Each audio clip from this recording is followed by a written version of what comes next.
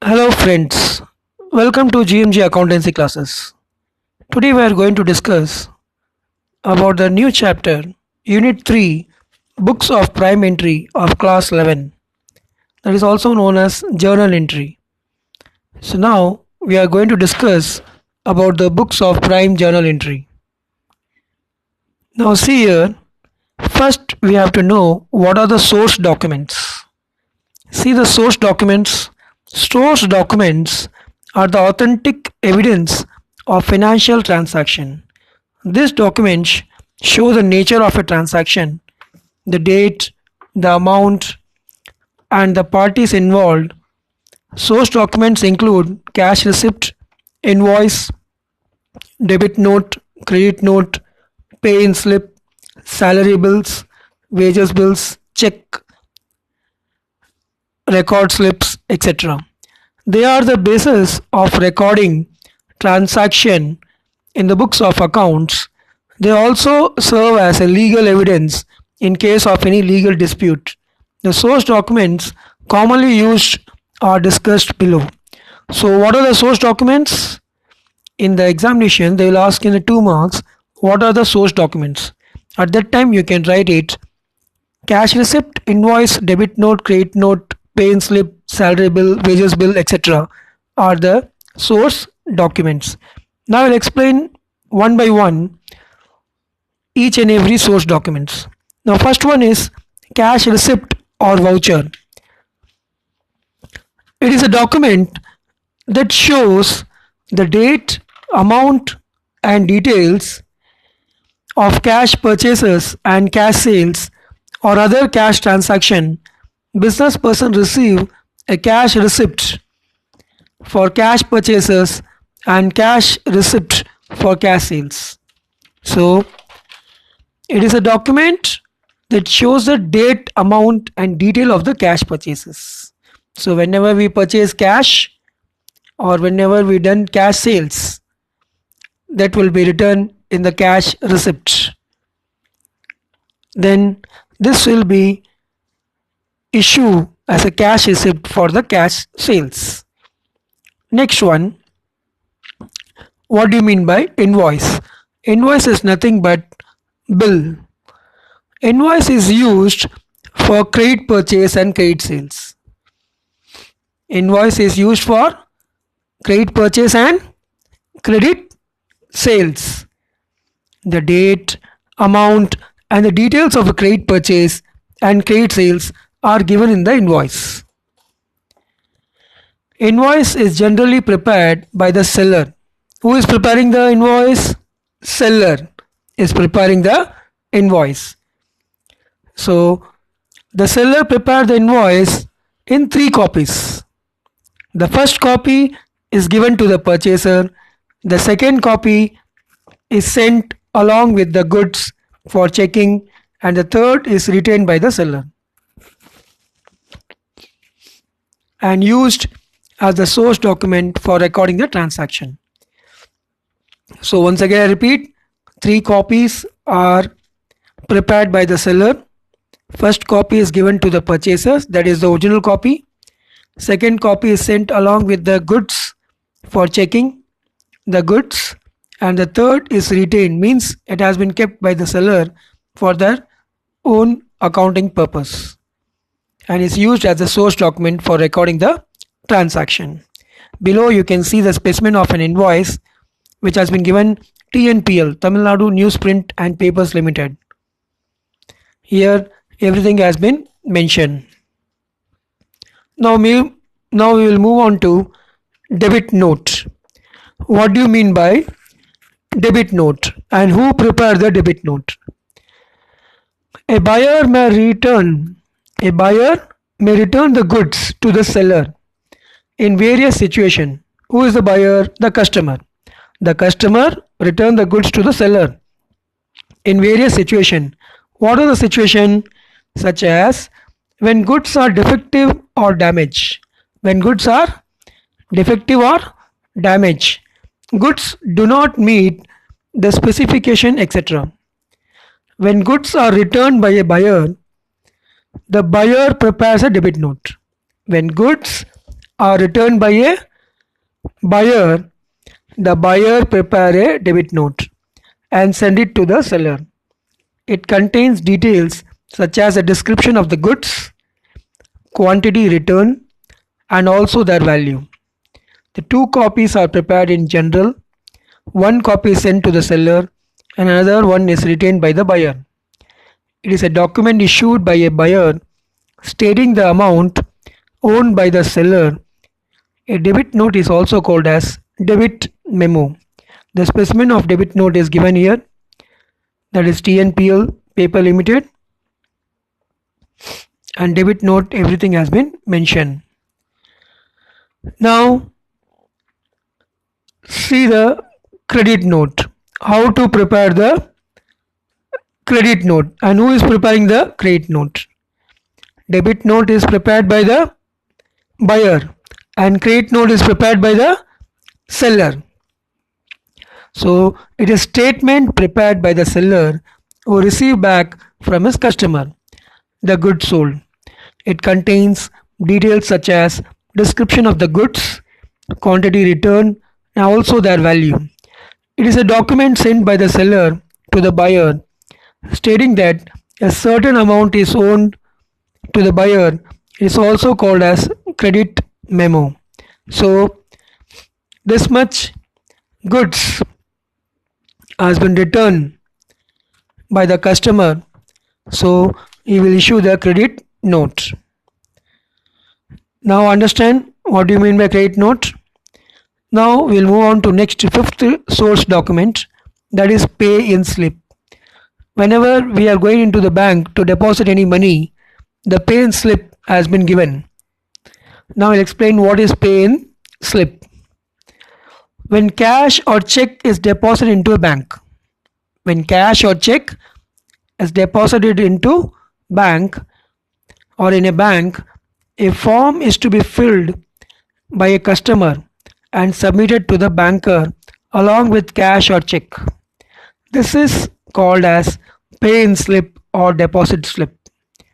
The main part of this will be retained by the bank and the counterfoil duly stamped and signed by the banker is returned to the customer. So you fill all the document, fill up all the pay in slip. In that it has been mentioned the account number, whether it is a saving account or current account. Then counterfoil has been stamped and given back to you by the banker. So that is known as pay in slip. That pay in slip is a proof that this much amount you had been deposited into the bank. Understand? Now we'll move on to next, that is check. What do you mean by check?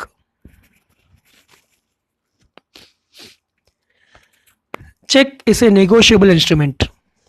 Check is a negotiable instrument. Checkbook is issued by the bank to the customers. Checkbook is issued by the bank to its customers for withdrawing money for own use or for making payment to others by issuing of check. A bank is directed to pay a specific amount of money from a person account either to the same person or to the person in whose favor the check has been issued. Each checkbook has record slips for entering the details of checks issued. It remains with the account holder for future reference. So check is a negotiable instrument. So checkbook is issued by the bank to its customers. What customer will do? Customer will use this check to pay the amount or pay the money to the customers or their friends or relatives or buyer or a seller. They will use the check to make the payment to anyone. How to use the check? You have to write the name in the pay column. If you see here, specimen of a check, right side you have to write date, month and year. In the pay column you have to write the name. In rupees, how much rupees? For example, 5,000 rupees, you have to write in the words, and right side you have to write the 5,000 rupees. Then below that rupees, you have to do the signature. And whenever you are paying the check, you have to write account pay check, cross check you have to give, then only the check will be very safe. It has been not taken by any other person. So check is a easy and safe method to make the payment. Understand? Now we'll move on to the definition, which is very important definition. There are two definitions as given. One is Munro and Palmer, and another one is J.R. Bartley Boy. Any one definition you can write. According to me, first definition very easy. So any one definition you can write. Now see the first definition. Every transaction involving money or money's worth. Every transaction recording or involving money or money worth has twofold aspects, comma, the receiving of a value on the one hand and the giving of the same value on the other. This twofold nature in all transaction must be recorded in the books, and this gives rise to the term double entry bookkeeping, according to Munro and Palmer. Now you understand what do you mean by double entry? So in each and every transaction, one account will be debited and another account will be credited. That is known as double entry system. That is the definition of double entry system. Now you understand all the main important theories. Now we'll move on to very important, very easy, and this question has been asked in most of all the examination, from midterm examination to board examination. This is very important sum. Just go through it. That is illustration 1. It's a very easy 2 marks for the students. Every student is like to do this sum. The easiest method is, see the first one. The question is given. See the first question. Illustration 1. Assets equal to liabilities plus capital. Now in the capital it has been given the question mark. Whenever they given capital question mark, then you have to minus it from the assets. So assets minus liability. So here asset is 30,000, liability is 20,000. So assets 30 minus 20, you will get 10,000 rupees capital. Same way in B also they given the question capital. The same thing you have to repeat once again, assets minus liabilities. So 60,000 minus 25,000, you will get 35,000 answer. Next one, assets question mark given. So whenever they given question mark in asset side, you add both the things. That is liability and capital, you add it. And whenever they ask other than assets, you have to minus it from the assets. That is the very easiest way to calculate the answer. Now see this question. In C, 25,000 and 30,000 is given. So 25 plus 30, 55,000. You can see the answer C, 55,000. Now see the D, question mark is given in the asset side. So liability is 10,000 and capital is 80,000. 10,000 plus 80,000 is how much? 90,000. So whenever they given question mark in assets, you add it both. Other than assets question mark, you have to minus it from the assets. Now see the E transaction. They asked to prepare or find out liabilities, because liabilities question mark is given. So what you have to do? If they given question mark in liabilities, you have to do minus from the assets. So assets minus capital. 25,000 minus 15,000. So you will get 10,000 rupees. Same way F, 40,000 is assets, capital is 30,000. So 40,000 minus 30,000, you will get 10,000 is liabilities. Now you understand this sum? This is very important sum. Thanks for watching this video. Next video continue. I'll do the next illustration.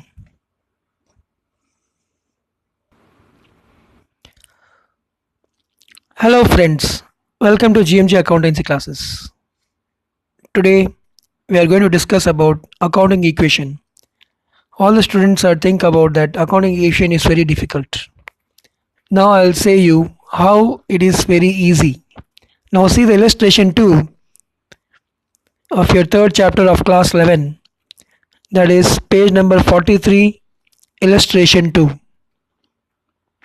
Show the accounting equation on the basis of the following transaction for Rani, who is dealing in automobiles.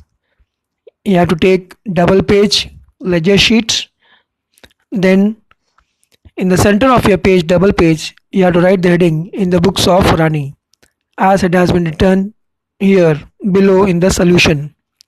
Then in particulars column, I'll show you in the particulars column you have to write the transaction. Then you have to write first cash in the debit column. Then right hand side debit column, right side of your page debit column, you have to write capital, and credit side of your right side page of your ledger you have to write creditors. Once again I repeat, in particulars column you have to write transaction, debit column you have to write cash, capital you have to write in the another page, next page debit column, and credit columns you have to write creditors. Now we'll see the question. See the question. Started business with cash. Started business with cash. So what is journal entry normally? Cash account data to capital account. So debit what comes in, credit what goes out. That is a very easy way to remember the journal entries. Now cash is a real account. So as per the golden rules also, real account means debit what comes in, credit what goes out. So 80,000 cash comes in. So it is a plus cash 80,000. And capital is also increased because we start the business. So plus in cash 80,000 and in capital 80,000. Then next line, write the total of 80,000 in the both the side. Put the line. Then second transaction. Goods bought on credit from Ramesh. As it is, you can write in the second point. No need to write credit purchase. You can write the question as it is. Goods bought on credit from Ramesh. When we purchase goods on credit from Ramesh, so what comes in when we purchase? Stock. Goods comes in. So stock will be increase. So plus 10,000 rupees. When we purchased from someone, it means we have been not paid, make the payment till now. So he is a creditor for us. He is the creditor for us. That's why in creditors we return plus 10,000 means still we have to pay. So in creditors 10,000 plus, and in stock 10,000 plus. Understand? Now once again put the total line. Then see the equation. Second transaction completed. See the equation 80,000. Then 10,000. Then once again capital side 80,000 and creditors total 10,000. Now see the third point, that is purchase furniture for cash rupees 6,000. Purchase furniture for cash rupees 6,000. So what comes in? Furniture comes in. So now cash you return in the debit column, stock you return in the credit column, furniture you have to write in the next page particular column. So that easy way to do the calculation. So 6,000 furniture you write in the next page in your ledger particulars column. Then you put the margin total line, because 6,000 furniture you purchase for cash. So furniture comes in and cash goes out. So if money goes out, it is less. Whatever comes in plus. Always remember If anything comes in, it is plus. Anything goes out means minus. So cash goes out, so it is minus 6,000 in cash, and furniture comes in, so furniture plus 6,000. Next, last adjustment, paid creditors by cash rupees 8,000. Now you paid the creditors rupees 8,000. Total you have to pay 10,000, but you had been paid as a cash of rupees 8,000. When you pay the cash amount will be less, reduce. So minus in cash 8,000 and in creditors 8,000 rupees less. So 74,000 minus 8,000, you will get 66,000. Then 10,000 minus 8,000, you will get 2,000. Put the total 66 plus 10 plus 6. If you add this assets and liabilities total separately, you will get the same answer. Then only your accounting equation will be perfect. Accounting equation means both the assets and liabilities should be equal. See, the asset side total 66 plus 10, 76. 76 plus 6 is 82,000. Asset size total is 82,000. See, the liability side total, capital is 80,000, creditors 2,000. So 80,000 plus 2,000 is how much? 82,000. So both the side 82,000. So this sum is tally. Now you understand, students? Thanks for watching this video.